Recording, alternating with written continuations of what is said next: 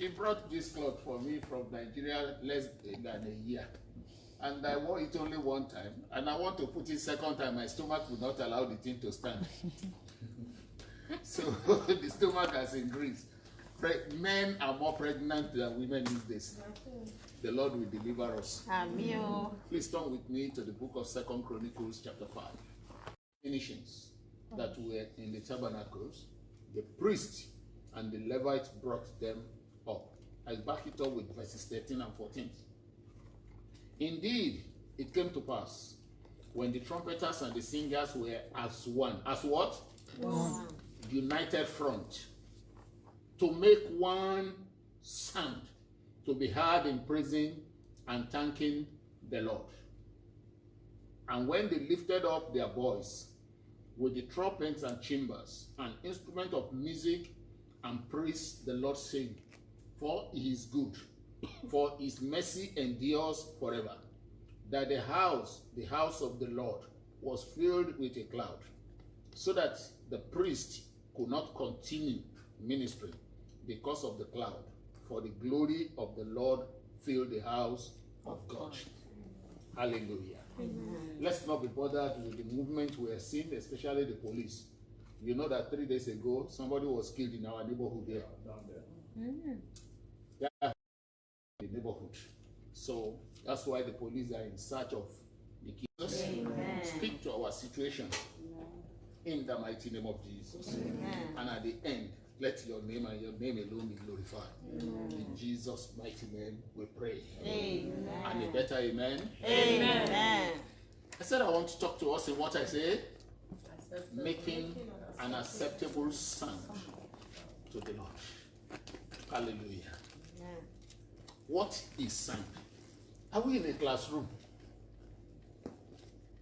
Somebody said I passed school start some many years back.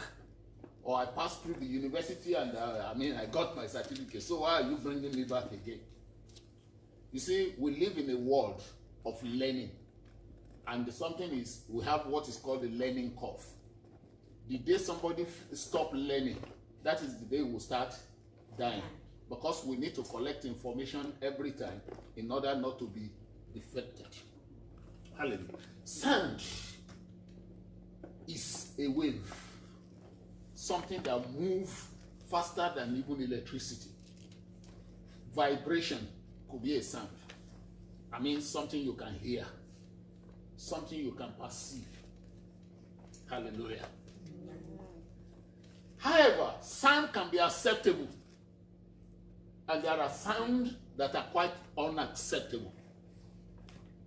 For example, as we are sitting here, you just hear an accidental discharge.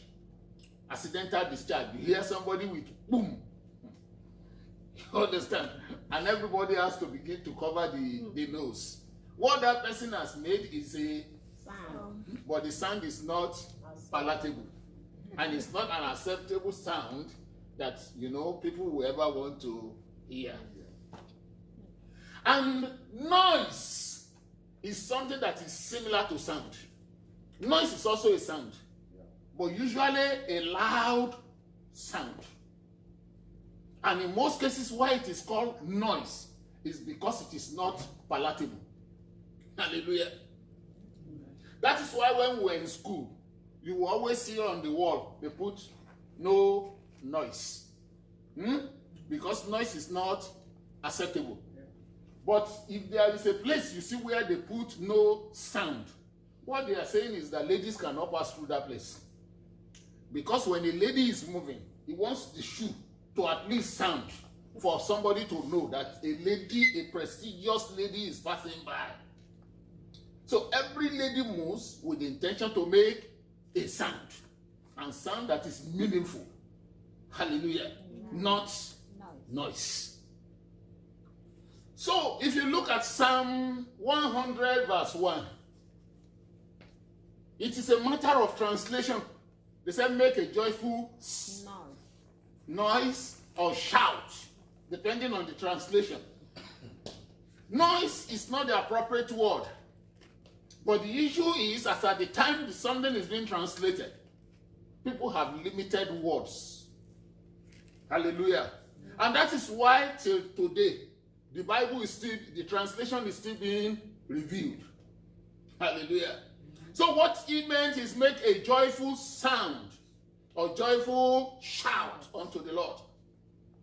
Sound, not noise. It must be observed, however, that what is a joyful sound to one is a noise to another.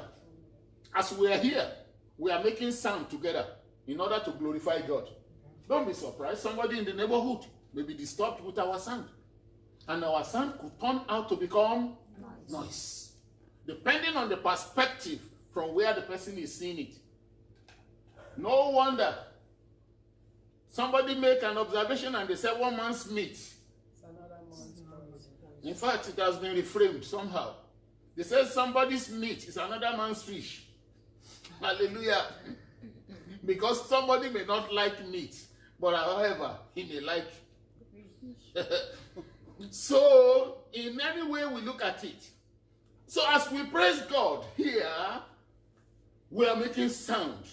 But our sound can turn out to become noise to someone out there. The Lord is pleased with meaningful sound and not noise.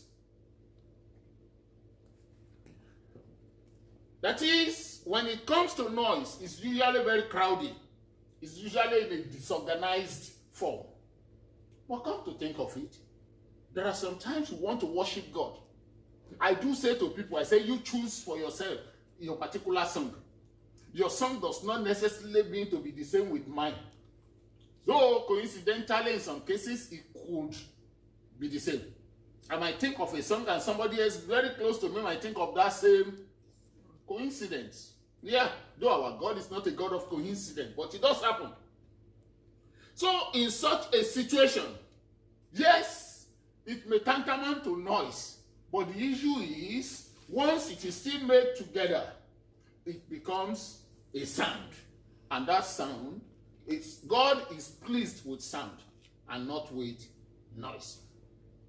If you are a Bible scholar or you are conversant with the Bible, in 2 Kings chapter 7, verse 1, something happened. When you look at it first from 2 Kings chapter 6, towards the closing, something happened there. That the king of Israel was moving on the wall. And some women, 2 women came. And one came to him that her child has been slain, killed, and eaten. And it was the turn of the other one to submit his own child, but he refused to bring the child. And the king said, what? It has gotten to an extent that people now eat their children. But when you see a responsible woman, she will prefer herself, or a responsible man, she will offer herself as a sacrifice for the children, not the children for sacrifice. Not so? But then, what happened was that these people have been, the famine has gotten to an extent, and they now eat their children, their child. So, but something was at the famine. The prophet was not bothered about it. But in that chapter 6, the king now said, you will go to Elisha's house and remove his head. And because Elisha's life was threatened, he decided to make a sound unto the Lord. That was when he quickly remembered. That was when he was now stirred up. And he now made a declaration as it's recorded in 2 Kings chapter 7 verse 1. And what is that declaration? He said, by this time tomorrow, everything that is costing so much shall be affordable. For example, let's assume we buy a tuber of yam here for 20 krono. And he made the declaration by tomorrow, 10 tubers of yam will cost that same amount. In fact, somebody looked at it and said, one of the maybe minister or an official of the king He said that is not possible. Even God will open the windows of heaven. It is impossible. A bit impossible. But that is by the way. And he made that declaration that the Lord is going to move. But how the Lord was going to move was not known to him. Suddenly, there were 4 condemned people. People who the society never reckoned with because of their situation. These 4 people were moved by the Spirit, and they decided to make a meaningful sound. They said, let's go. And as they were moving, if we go into the town, there is already famine. There was famine in the town. They said, okay, we walk right here together. Let's go to the camp of the enemy. After all, we are like moving corpses. Nobody reckoned with us. We are not even allowed to live in with the society. But they created their own society for them, which is called the home of lepers, or leprosy. That's the city of the lepers. I don't know if somebody is familiar that we have something like that in Nigeria. When you are going to Benin from Ijebu-Ode and Ore, there is the leprosy center there. So only people that are leprous are allowed to stay there, but except those who goes in there to treat them, and they are protected. Hallelujah. So these 4 lepers were going together, and they were making sound unto the Lord. That they were going, they said, if it pleases the Lord, our lives will be spared. And if it pleases him also, let them kill us. After all, if we don't die of gun, hunger is already there that will kill us. So death was already hanging on their neck. That his death sentence has been passed on them. It's either you die of famine or hunger. Or famine or of the bullet, or bow and arrow. So they said, well, it doesn't matter. Death is death.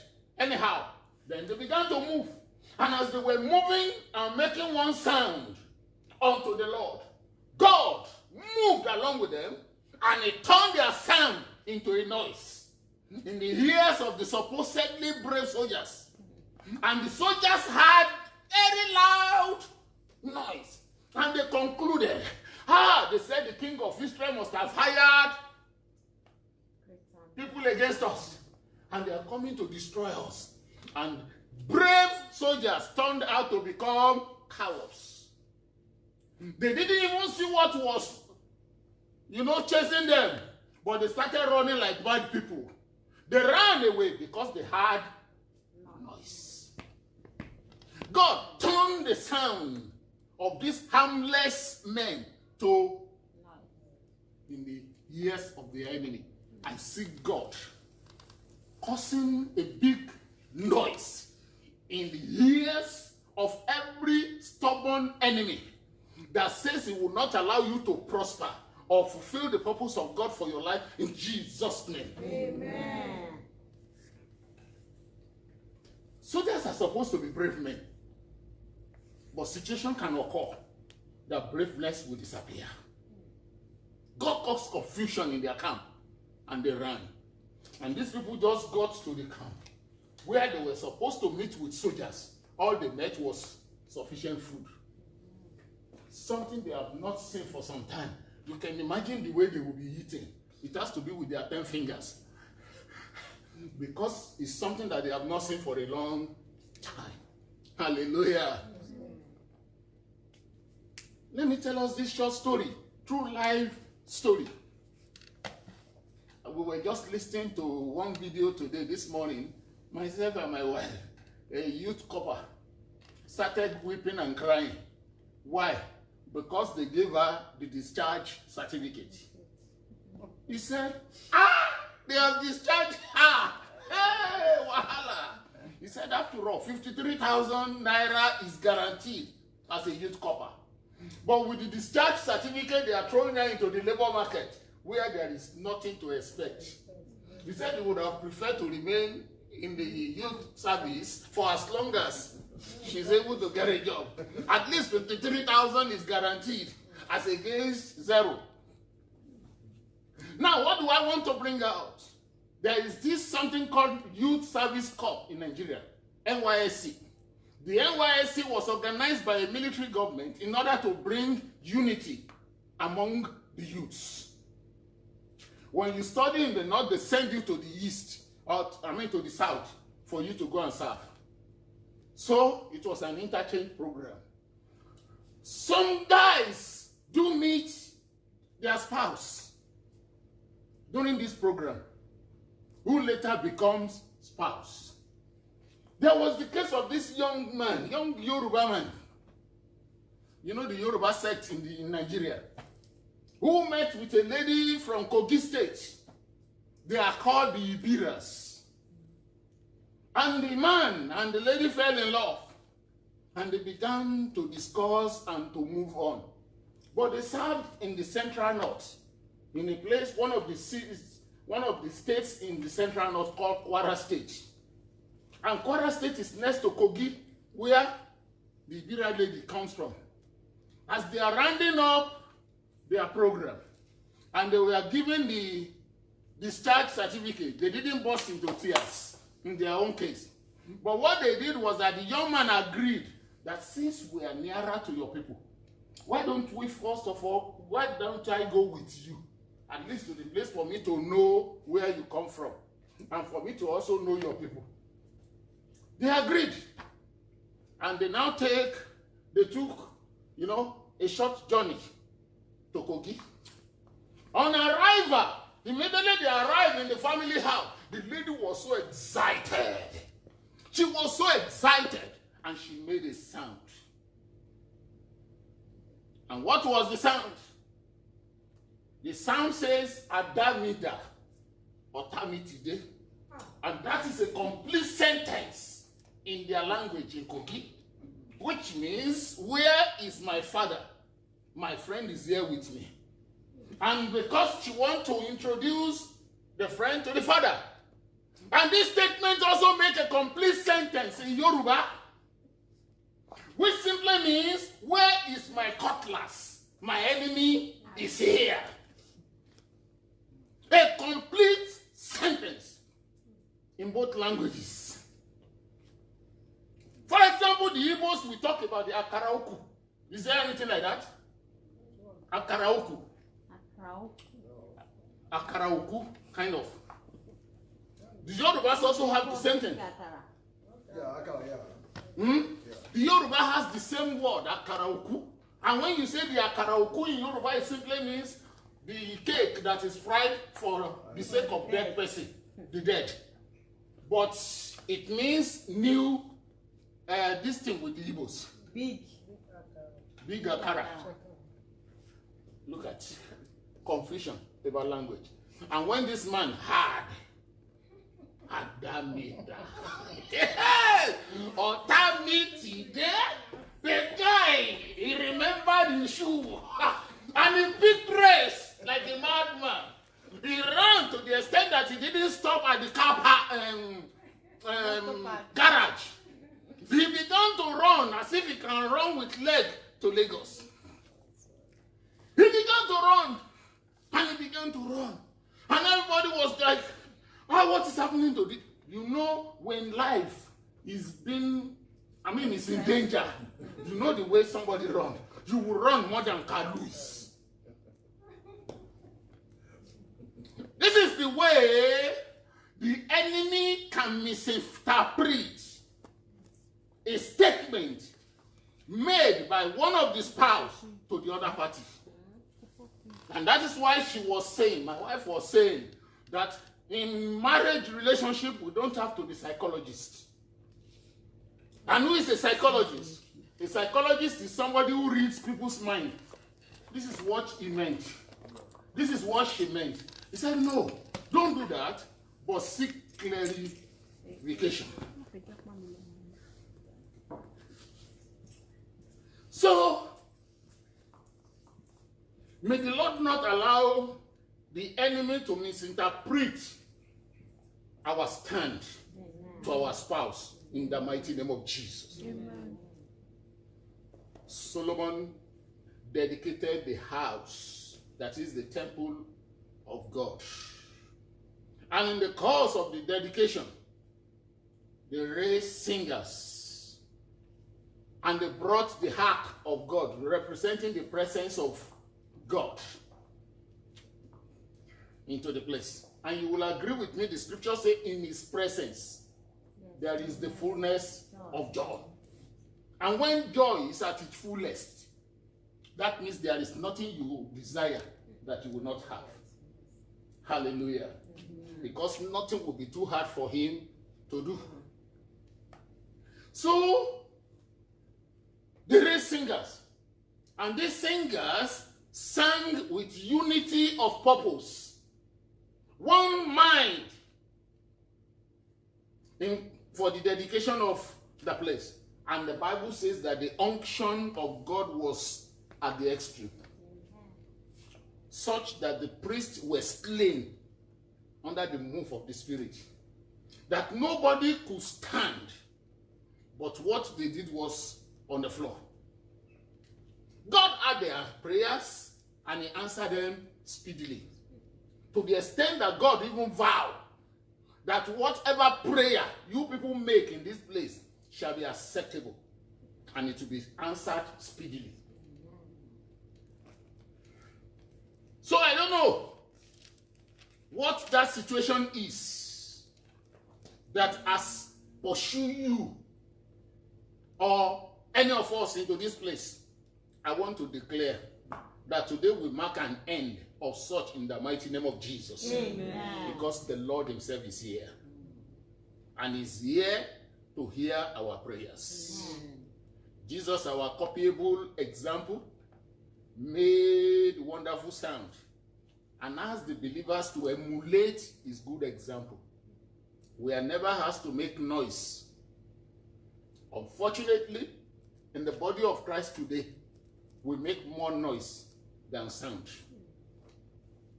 An example was made where somebody has been robbed of one thing or the other. We've heard stories of people who will be called and say, God says you should give your car, the only car of the family, to me. So a lot of things are happening. Yes, we are aware. But then the Lord will see us through in Jesus' name. Amen. That we will not make noise, but we will be able to make sound that will be acceptable unto him. In the mighty name of Jesus. Amen.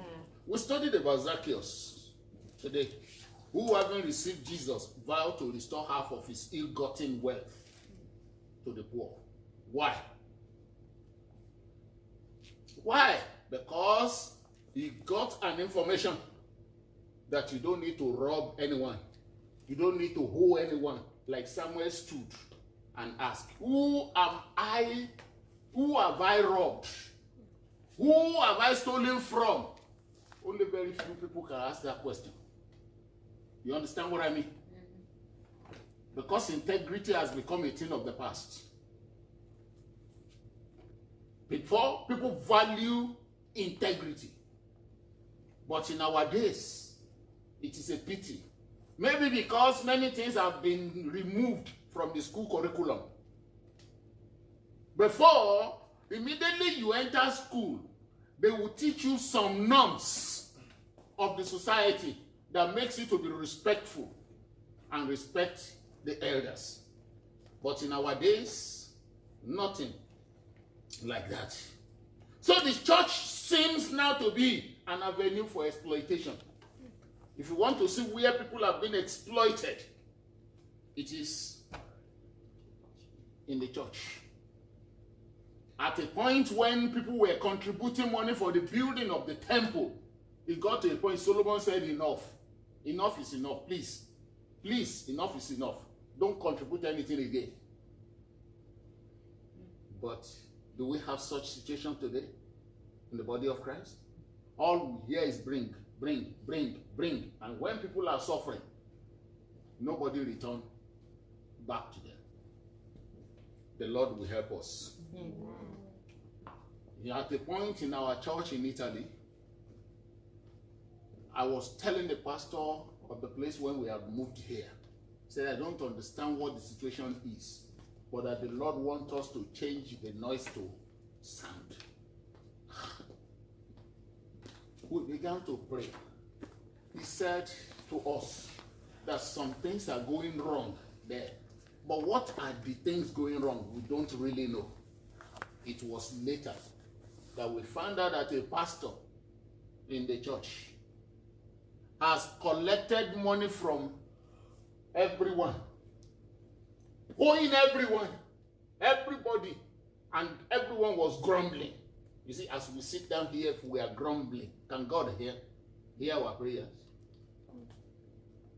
And the same person will now mount the pulpit to preach, and people will just say, what will he say? But here we are, and we didn't know. But we began to pray that God should expose what the situation was. But by the time he exposed it, some people have already left. And to bring them back, it became a statement in the society and in the area that their church, they are robbers. Stealing from Peter to pay, robbing Peter to pay Paul. But the question is, we didn't know and how it happened. So the sound we are making turned out to become noise. Now the question is, how can I make an acceptable sound to him? I need to stay away from appearances of sin and allow my mind to flow with ease. Isaiah chapter 59 is still relevant. From verses 1 to 3. He said his ears are not too heavy to hear. His hands are not too short to reach. He came to verse 2. He said, but your iniquity, your sins, has caused a demarcation. So which means it is not sufficient to pray, but we must do it in accordance with the will of God. Do not join the multitude. Hallelujah. Amen. And Romans chapter 8 verse 26 and 27 establish this. 2 Corinthians chapter 10 verses 4 and 5. So, if we want to make meaningful sound, then we don't have to begin to run after miracles, happenings here and there, in order to avert deceit. But the Lord is able to make it happen where we are. Because he didn't say we should run after miracle, he said, but the miracle will locate us where we are established. If only we can, you can trust him, we can trust him with our meaningful sound. Then I want, let's offer quality prayer unto him and not quantity. What is the difference? Quantity is about how much, how long we pray. God is not interested in our the quantity of our prayer. When the prayer is long, there will be room for repetition. But make quality. That is, pray. It could be brief, it could be short. That's another way of making noise. Because he's not interested in lending for our prayer.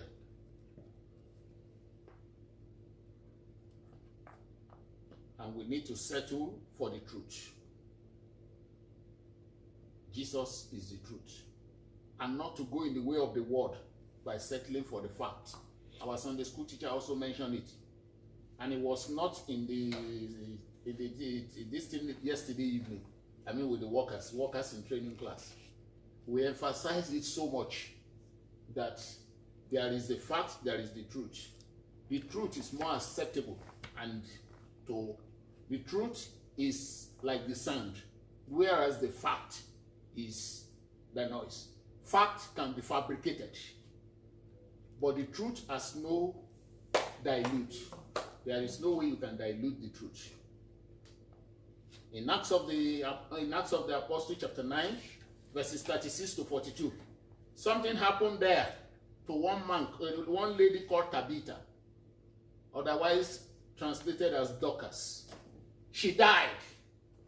And when she died, the widows came together and they began to make one peaceful sound, meaningful sound unto the Lord by saying, no, this woman must not die. No, we will not allow her to go. And they sent for Peter. This woman must not die. Why? Everyone was showing the cloths, the tunic that he sold for them. And when they got Peter and Peter came, Peter listened to them and they wanted to know why you want her back. So before the arrival of Peter, a sound has been made. And this sound says, we want her back. Why? Because she was good. Unfortunately, we live in a world where people die and people will say to hell with him and to hell with her. Because when he was alive, did we benefit anything? So in her death or in his death, it couldn't make any difference to us. So it became so easy for Peter to raise her back to life. The zeal for oneness seems lost in our days because we are distracted by many things. We are distracted by many things. Except we make one uniform sound, meaningful unto the Lord, we will be wasting our time and we will also be wasting energy. You want to rise. And you are going to cry unto the Lord. Father, I do not want to be a noise maker, but I want to be a sound maker. Help me and teach me. Guide me to stop making noise and begin to make meaningful sound unto the Lord. Cry unto him. Cry unto the Lord. Tell him, Lord, I want to make sound unto you. Meaningful sound unto your holy name. Guide me. Help me. Orchestrate my step. Direct my path. And do not allow me to continue making noise, but to make meaningful, to make sound that will be meaningful unto you. Go ahead and begin to talk to him. Tell him, Baba, I am tired of being in a place or in places where noise, our sound turned out to be mere noise, but I want to make sound that will be meaningful.